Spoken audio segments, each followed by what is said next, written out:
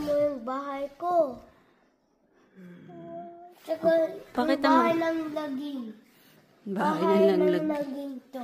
Bahay ng lagi. Ano meron dyan? Ano to? Ano to? Ano to? Ano yan?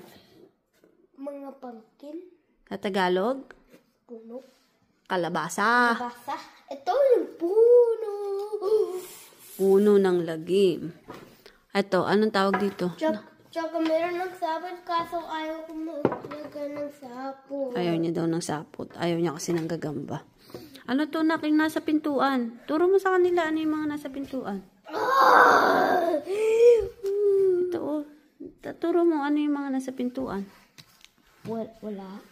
Ano yan? Ito oh, yung mga nakalagay. Yung candy.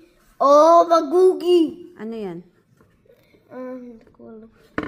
Tapos tingnan mo, yung roof na to open.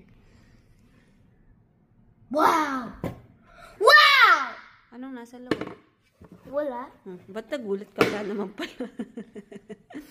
Ano to? Sabi mo sa kanila kung ano yung... Ano to?